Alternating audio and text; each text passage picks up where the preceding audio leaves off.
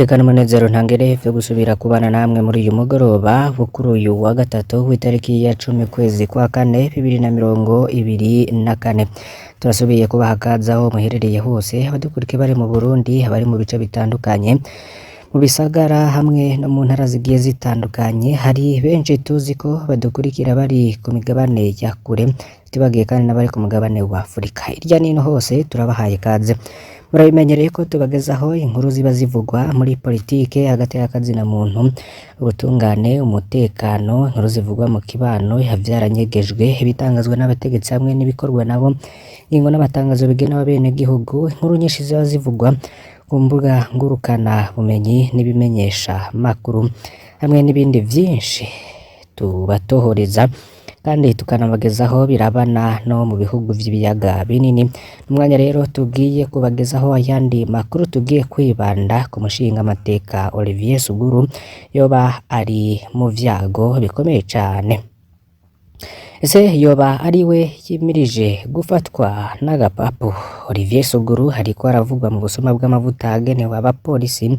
Ihagarikwa rya Colonel Jerome Maniraho n'umukenyezi Marie Rose Nzeyimana turaza kubibageza ko dore ko bifise aho bihurikiye n'iyo nkuru. Turaza kandi kubagezaho intahe y'umukozi wa Savanore yitwa Aimable. Ni Savanore rero ni societe y'umushinga amateka Olivier Suguru, Rwizatunga akomeye cane ariko ubu ari muyabira. Turaza kubagezaho kandi yindi nkuru y'ubushikiranganji bw'igisata cyo kumenyesha amakuru mu Burundi tangaza ko igihugu gifise urugendo rurerure mu bijanye no kumenyesha amakuru. Bukaba bwabitangaje imbere y'inama nkenguza amateka aho bwariko burishura ku bibazo vy'abakenguza amateka kuri uyu wa kabiri. Mukaza kumenya ivya Onatel, ishiramwe rero naryo riri muyabira. Fyonda kuri subscribe canke sabone niba utari wafyondako, wibuke no kubisangiza bagenzi bawe kugira badacikwa n'amakuru yose tubagezaho. Turabahaye kaze aho muherereye hose. Politike y'agapapu ni ijambo riherutse kwigishwa n'umwe mu bazi neza ubutegetsi bwa CNDD-FDD. Yavuze ingene muri ubwo butegetsi bareka umuntu agatunga cane kenshi biciye mu manyanga, hanyuma igihe kigeze bakamupapura bwa butunzi babanje kumufunga bakamurekura atanze amamiliyaridi atawuzi iyo aca ajanwa. Bamwe mu bakunze gukorwa ko niyo politike n'abarwizatunga bashigikiwe n'ibihangange bagiye barahabwa amasoko adatahuritse ya leta. Vuba aherutse gufatwa n'agapapu n'umudandaza Sylvestre Niyonsaba yari yafashwe nyuma gato ya benda hamwe wiwa Diodone Murengera-Ntwari, none akaba aherutse no kurekurwa vy'agatega yatanze amamiliyaridi. Hundi benshi bibukana umudandaza Prosper Hakizimana batazira gisiga. Ingorane y'agapapu nuko iyo umaze gutanga ayo bahera subira ugafatwa bakakwaka ayandi. Olivier Suguru nayo niwe ariko aravuga mu busuma bw'amavuta agenewe abapolisi. Umushinga amateka Olivier Suguru asanzwe ari umunyamabanga mukuru wa societe Savanore kuva ku butegetsi bwa Nkurunziza. Suguru ni umuntu agera aronka amasoko adasanzwe mu nzego z'umutekano n'igisirikare, amasoko yo kugura imyambaro n'ibirato by'abasirikare n'ibindi. Rikenshi izina ryiwe rero ryavuzwe mu manyanga aba muri nayo masoko, aho haba havugwa amamiliyaridi menshi yoba asangira na bamwe mu bihangange. Olivier Suguru yavuga ko yakorana na Perezida Nkurunziza, nakekwa ko ari mu Nkurunziza yarungika kunyegeza amafaranga yiwe hanze y'igihugu. Muri no misi rero hari dosiye iteye ubwoba Olivier Suguru ni Savanore isanzwe ifitaniye amasezerano n'igipolisi yo gutanga amavuta y'amamesa akoreshwa mu kugaburira abapolisi bose mu gihugu. Ni amasezerano y'imyaka 4 kuva muri 2020 shika muri 2024. Ivyo bimeze gutyo mu gihe abapolisi bo mu ntara z'uburaruko bavuga ko bamaze umwaka bataronka amavuta. Akarere k'igipolisi mu buraruko bw'igihugu rero gakoresha ku mwaka amabidi 7,000 mavuta, akaba afise agaciro ka babo miliyaridi w'amarundi. Ayo mavuta rero akaba yanditswe ko yasohotse muri Savanore kandi ko yashitse mu bubiko bw'igipolisi mu ntara z'uburaruko. Mu gipolisi bagiye kubaza amavuta yabo muri Savanore basanga amavuta yarasohotse. Basanzeyo n'imikono ya Colonel Jerome Maniraho ajejwe ububiko bw'igipolisi mu ntara z'uburaruko. Imikono yemeza ko yakiriye ayo mavuta nuko amatoza baratanguye.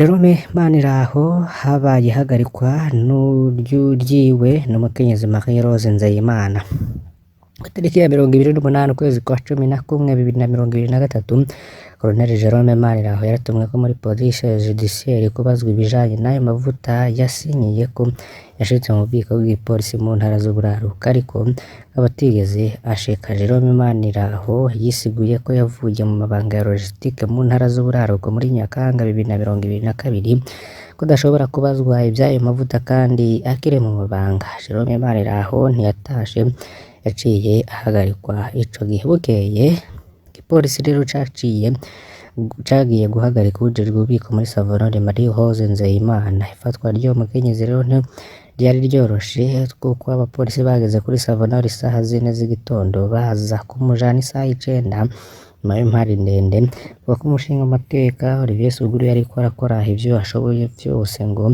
uwo mukenyezi ntahagarikwa. Ageze mu gipolisi Marie Rose Nzeyimana yerekanye impapuro Bordereau d'expedition zemeza ko amavuta yashika mu Ngozi mu bubiko bw'ipolisi kandi yakiriwe na Colonel Jerome Maniraho. Jerome Maniraho yararahiye ararengwa ko imikono iri kuri izo mpapuro atari iyiwe ahubwo yiganwe. Casaba ko bahamagara igisongereza brigadier Alex Hakizimana bakorana ico gihe ati sinashobora gusenya Bordereau mu brigadier atabanje gusuzuma ibije akabiharura neza akabona konzanira Bordereau. Brigadier Alex Hakizimana baramuzanye nawe nyene yavuze ko aya mavuta atigeze hazonwa mu gipolisi Ingozi. Hari ntahe rero y'umukozi wa Savonore yitwa Aimable Marie Rose Nzeyimana yahavuye asaba ko bahamagara uwo mukozi witwa Aimable wa Savonore yari ajejwe guherekeza ayo mavuta. Aimable yaremeje ko amavuta yasohotse akava muri Savonore ariko batayajanye Ngozi. Yavuze ko basohotse Marie Rose Nzeyimana yaca amuha inomero y'umuntu yahamagara bagahurira kuri Shanika ari nawe yaca amwereka iyo bajana ayo mavuta. Aimable yemeza ko amavuta yose bayajanye mu Kamenge ku nzira kw'ibarabara rya 13 ari naho bayapakururira yose bagaca basubira inyuma. Kukijanye na za Bordereau d'expedition Aimable yavuze ko yahora abaza Marie Rose Nzeyimana ko biza kugenda mu gihe Bordereau zisanzwe zija ku mukono wakiriye amavuta. Aimable avuga ko Marie Rose Nzeyimana yaca yakira Bordereau akabubwira ko ibindi azovyimenyera. Aimable rero amaze gutanga intahe bano bantu bose baciye bafungwa mu gipolisi c'Inyamiramabi. Ikibazo rero kikaba carageze muri sentare yo kurwanya ibiturire ku itariki ya 30 ukwezi kwa 11 2023. Abo bantu barengukishijwe muri parike ya Congo anti-corruption bamaze rero kumvirizwa baciye bahagarikwa bajanwa mw'ibohero rikuru rya Mpimba. Keretse Aimable akiri mu gasho ka police judiciaire bivuga ko umushinga amateka Olivier Suguru ariko arakora ibishoboka byose ngo iyo dossier ntibandanye ahubwo bayinigira mu menshi, ariko umuvuduko yariko byaragoye kwibaza ko izogarukira ngaho na rya imaze kumenyekana ikaja habona. Burundi rero buragowe kumva ko hari hano abantu bahitamwo kwiba imfungurwa zigenewe abapolisi b'akarere kose k'igihugu bakaryama bagasinzira ataco binona bahejeje no gutera umuriyaridi w'igihugu. Biragoye kuvyumva. Ikibabaje hano nuko bagira kwiba mu miliyaridi w'igihugu bakongera bagasubira bakagurisha amavuta ubundi mu miliyaridi. Rero ni ivyabonetse ubwo bivye ayo mavuta yonyene y'akarere ku buraruko canke n'ubundi buje bw'igipolisi nabwo bwoba bwarashikiwe. Ni ikibazo gikomeye. Abapolisi bo mu zindi ntara rero bazwa niba bararonka amavuta yo guteka. Rero n'imirwi rero vyokoroha kwiba ariko bigeze ku bapolisi biratangaje cane. Se ninde wundi yarazi ubwo busu muri Savonore no mu gipolisi kubera iki? Nshinga amateka Olivier Suguru yoba ashaka ko ino dossier itagera kure, amatohoza yo bazogarukira hehe? Sega papu ko bakagira gakore kuri uyu mwizigirwa adasanzwe mu isi Perezida Nkurunziza. Imisi iri imbere tubikiye byinshi bigiye bitandukanye nk'uko vyama mu bihangange. Ubushikiranganji bujejwe igisata co kumenyesha amakuru mu Burundi butangaza ko ico gihugu gifise urugendo rurerure mu bijanye no kumenyesha amakuru. Bukaba bwabitangarije imbere inama nkenguzamateka aho bwariko burishura ku bibazo vy'abakenguzamateka kuri uyu wa kabiri. Bimwe bibaza abakenguzamateka babajije umushikiranganji w'igisata co kumenyesha amakuru Leocadie Ndacayisaba birimwo ibibazo bijanye n'ishirahamwe Natel ridakora neza.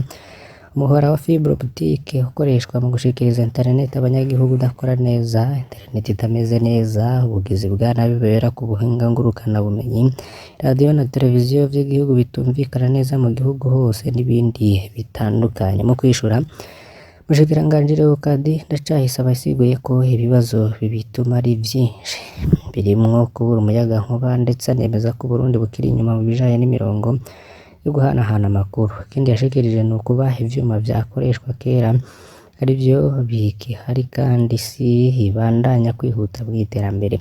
Abanyagihugu rero batandukanye baganiriye n'abakunzi b'ijwi rya Amerika dukesha iyi nkuru bavuga ko ibijanye no guhanahana amakuru mu Burundi bigoye cane kuko n'utwo baguze tubafasha kumenya aho isi igeze. Amasosiyete arimwo nka Lumitel usanga baca bayatwara batanayakoresheje kandi bakanazimbwa. Ikindi abo banyagihugu bavuga nuko mu gihe giheze abahora bifashisha amatelefone yo ku mabarabara muri sosiyete ya Onatel ariko ubu akaba atagikoraho vyaborohera gutelefona ababo baba mu mice itandukanye.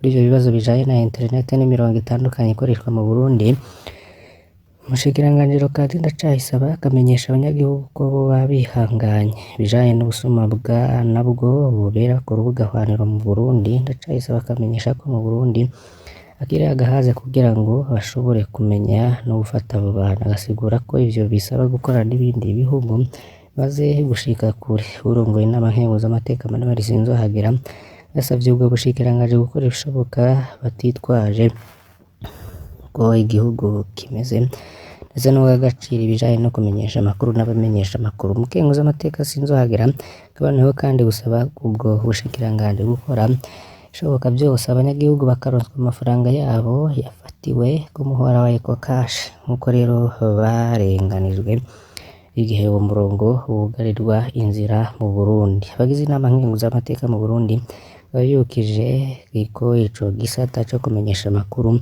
ko ibikorwa vyose bibera mu gihugu shimikiye ku buhinga bwo guhanahana amakuru, ari naco gituma mu bihe butifashe neza ubuzima bw'abagituyemwo buba bugeze ahatemba.